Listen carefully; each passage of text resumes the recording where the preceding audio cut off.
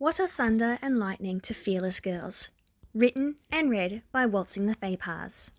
This is a My Hero Academia fanfiction with the tags Good Sibling Todoroki Fuyumi, Todoroki Fuyumi centric, Todoroki Fuyumi needs a hug, Todoroki Fuyumi is so done, Protective Todoroki Fuyumi, Darby, or Todoroki Toya, and Todoroki Fuyumi are twins. Minor Todoroki Fuyumi / Usagiyama Rumi or Murako. Alternative universe canon divergence. Todoroki Enji Endeavor's bad parenting. Chapter 1. And they roared. Fuyumi was not having a good day. Endeavor had started training Shoto at 4 this morning, so that he was sure that UA wasn't going soft in their training, which means that Fuyumi has been awake since 4 a.m, waiting to see if she would have to listen to her baby brother burn to death at their father's hand, just as she had once listened to her twin. She already listens to the screams of regular training. Natsuo yells at her when she calls it that. He doesn't hear the air quotes she always uses in her head and tells her to just call it for what it is and say abuse. He doesn't understand when she says she can't. He's so much younger than her and Toya, so he doesn't remember the many occasions the twins had snuck out to report what Endeavor was doing to them or to Mother, and were informed that there was no way that the number 2 hero could possibly do such a thing. That's how the morning starts. By 6 a.m, Endeavor has let Shoto go so he can get ready for school, so Fuyumi gets up and makes sure that breakfast is ready for the 3 of them.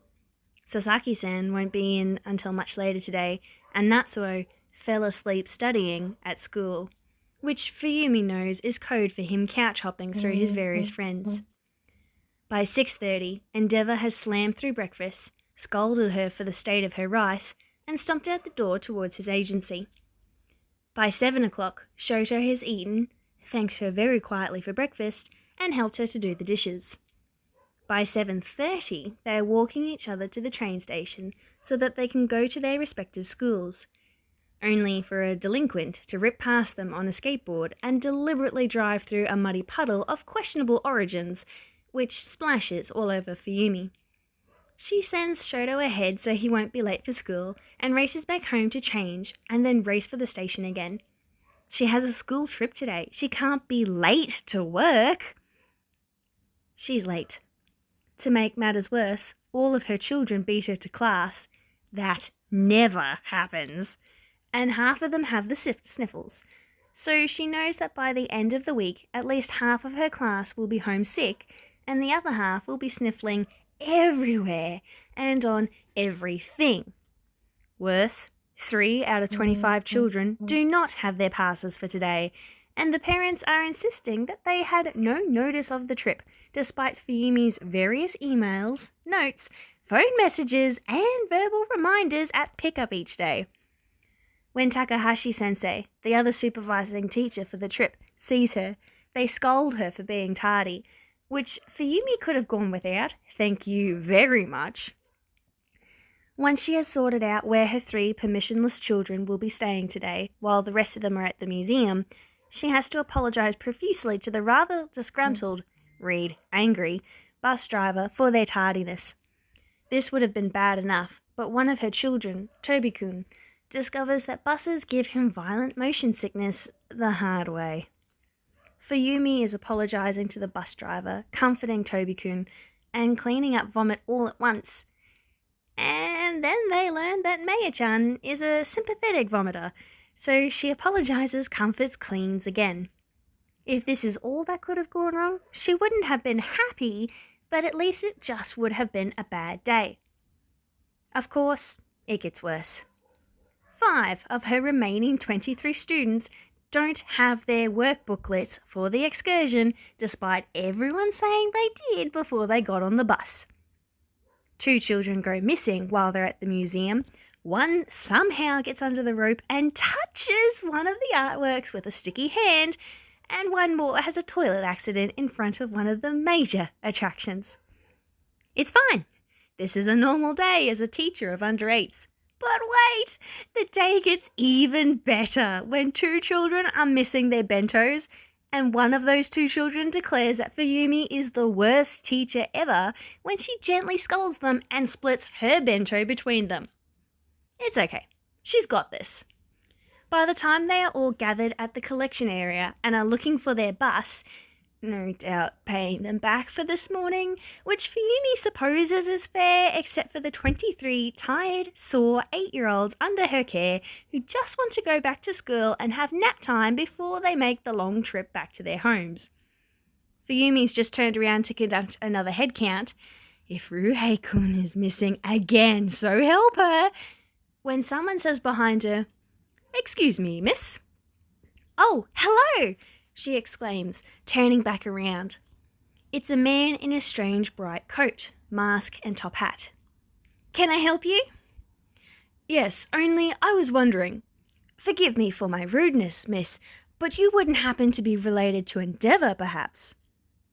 Fuyumi stiffens slightly and forces her most polite smile onto her face while stepping more firmly in front of her kids. "He is my father, yes," she answers chippily, "though we don't have much to do with each other due to our workloads." "That's a pity, miss," the man exclaims showily, and then there is a flash of bright dark light and Fuyumi knows no more. When she wakes up, she is very promptly tied to a chair in what looks to be an abandoned warehouse by the masked showman, who ignores her choked out, "What happened to my students?" and "Where am I's?" Unfortunately, she is now also gagged. Today is not a good day. The showman leans back against the wall and ignores her, cheerfully texting someone for the following half an hour or so, until the door creaks open to reveal a young man about Natsuo's age, covered in hands, a girl about the same age as Shoto, and a lizard heteromorph. They're the League of Villains. "Who's this?" the handman asked. The girl, Toga Himiko, bounced and clapped her hands excitedly. "She's for Darby!" And now Fuyumi was bypassing panic into terrified. "What's for me, knife freak?" Another voice, raspy with smoke, calls as the door opens and shuts, and another man comes in, about Fuyumi's own age, and when he looks up at her, he has the exact same eyes as she, painted in Todoroki Enji's particular shade of blue instead of Smuyo's Rei's grey. Familiar eyes widen very briefly when they latch onto her, and Fuyumi holds her tears back as best she can. "You hate Endeavour, right? So we thought we'd lure him in with his daughter," Toga cheered. Fuyumi snorted wetly behind her gag. Toya, Darby, strode over to her and slipped the gag from her mouth, and she murmured a very quiet, "Thank you." "Either kill me or let me go," she said loud enough for the others to hear. "Endeavour won't come for me." She turned hard eyes on the masked man and asked in her most chillingly polite tone, "What happened to my students?" Silence from everyone before the masked man, Mr. Compress, says, "I left them with that other teacher figure. They're probably fine." "They're 8, Fuyumi snarled at him then. "They're probably traumatized." "They'll get better," Darby says nonchalantly. "CPTSD is not a joking matter," Fuyumi spits back. "You're Endeavour's firstborn, right?" Toga asks her, stepping forward with a knife in hand. "No," she says, calming herself again and very deliberately not looking at Darby. "He killed my older brother when we were teenagers. We're his possessions, not his children. You can't use me as bait. So please either let me go or kill me. And if you're going to kill me, I'd like to say goodbye to my little brothers, since it's more than they had with Toya." She still sees his fingers twitch from the corner of her eye, but she's polite and ignores it. Polite isn't fair, of course, which is why she took the metaphorical dagger and twisted, but semantics. "Is she supposed to be that okay with dying?" Toga asks the heteromorph, Spinner, in what was perhaps supposed to be a whisper. I don't think so, he replies, his voice only slightly quieter than the girl's. Put her back, Darby grunts, moving away from her to lean against the wall nonchalantly. I'll get to Endeavour at my own pace. If Darby doesn't want her, then kill her, Shigaraki Tomura shrugs, already turning away disinterestedly. Behind her, Darby stops breathing. Could I leave a goodbye for my younger brothers, please? She asks calmly. She can do this. She's the calm one. She's the rock in this family. She's the one that dances around the danger in an attempt to muffle and soften it enough for the others. You'll rat us out, snarls Shigaraki. I don't know where I am, Fuyumi answers softly, struggling to keep herself from shaking. I cannot betray anything. I would only like to say goodbye to my little brothers. You know their numbers? Darby drawls, taking a half step forward with his own phone to hand already. Before anyone else can say anything, she rattles off Natsuo's number, which he obligingly enters into his phone and then puts on speaker and holds in front of her face. Natsuo's probably still in class. It goes straight to voicemail. You've reached Todoroki Natsuo. Leave a message and I'll get back to you when I can. Fuyumi draws in a deep breath, and after the tone, she puts as much cheer into her voice as she possibly can. Natsuo! Sorry, I'm going away for a little bit, so I'm going to leave Shoto to you, okay? Make sure you both do your homework and do your laundry at least once a week, and eat well and look after each other. And if you see Rumi, could you let her know how much I loved everything, please? I love you.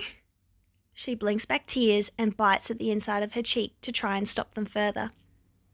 Darby hangs up and asks quietly, Who's Rumi?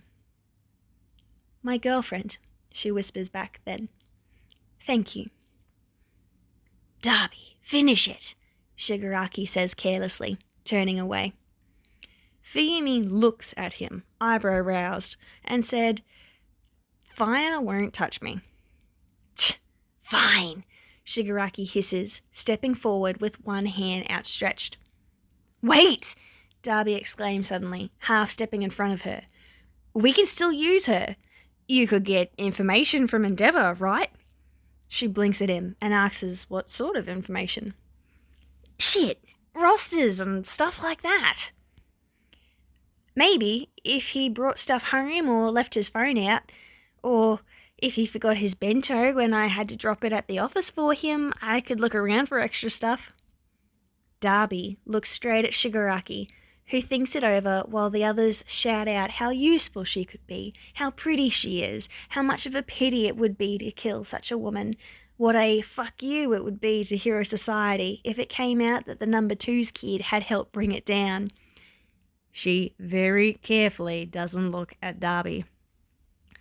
Finally, Shigaraki spits out, Fine, whatever, but she's your problem, Darby. A change of pressure at her back, the crackling of flames, and then the ropes tying her to the chair are loose. She stands tentatively, rubbing her arms to get the blood circling, and she bows lightly and thanks Shigaraki. Darby declares he'll walk her out, and they're finally outside of the terrible warehouse. She holds out her hand for his phone while they're walking away, and she leaves an equally cheerful message on Natsuo's phone asking him to ignore the original message.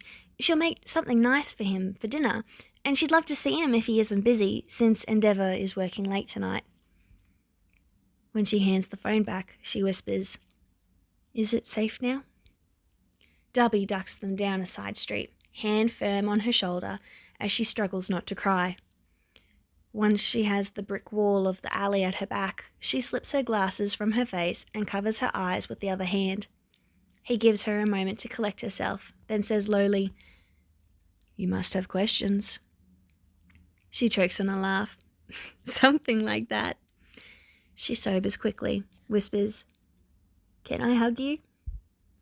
Mind the staples on my shoulders and back, he says, stepping forward with his arms out. She wants to throw herself into his arms and pretend the last decade didn't happen. Instead, she steps into his arms and tries not to grip too tightly, her own shoulders shaking. What name would you like me to use? She asked, clinging. Either. Definitely Darby in front of the others, though. I thought you were dead, she chokes out, hands fisting in the fabric of his coat. I missed you, Toya. I missed you too, Rumi. Finally, they break apart, and Fuyumi swipes at her cheeks before noticing the blood that has beaded beneath Toya's eyebag scars. She makes a noise in her throat and pulls out her handkerchief, gently dabbing at the blood. Are you all right? It's fine. It's fine, Yumi. I can't cry. The bastard melted my tear ducts when he tried to kill me. She closes her eyes and tries so hard not to start crying again. You're going to explain everything to me later, she demands quietly. I should get back to my school and try and sort everything out. Can we swap numbers? Can we catch up later? Please? Yeah, Yumi, he says softly. Here, give me your phone. When are you free? Saturday, so long as I can bring my lesson plans with me, she grimaces. Goody two-shoes. All right, bring your paperwork. I'll text you the details later. They walk another few blocks together before she's finally in a position to call a taxi, mostly quiet except for a few questions. Does her girlfriend treat her right? Does he need anything for his burns that she can get him? What are Natsuo and Shoto doing? Does he have anyone significant in his life? Will she be okay sailing out Endeavour? How frequently will she need to actually report to the League? She sees the taxi at the next stoplight and she drags him into another hug. I won't endanger children if I can, she whispers. I can't stop Endeavour from hurting Shoto, but I can mitigate this. Her brother is quiet, only returning her fierce hug and nodding once. Be safe, he finally says. I'll see you Saturday. I love you, she says as the taxi is pulling up. I missed you. Yeah, Yumi, he smiles sadly back at her. I missed you too. Love you. G'day. If you would like to actually read my works instead of listening to me read them, you can actually find them on AO3 or fanfiction.net. My AO3 name is Waltzing the Fae Paths, and my fanfiction.net name is Fairy of the Frizz. That's also my Tumblr handle, so if you'd like to come find me there, come say hi. I do Thirsty Thursdays on my Tumblr, so if there's any questions or queries you have about any of my stories or any prompts you want to give me to find out a bit more about what theoretically is upcoming in my stories, let me know, because I'm pretty happy to answer those questions. If you want to see me make a fool of myself, I am on TikTok, so come find me as Fayla Frizz. Thank you very much for listening. I hope you enjoyed. If you did, let me know. If you didn't, keep it to yourself. Have a good one, and we'll see you next time.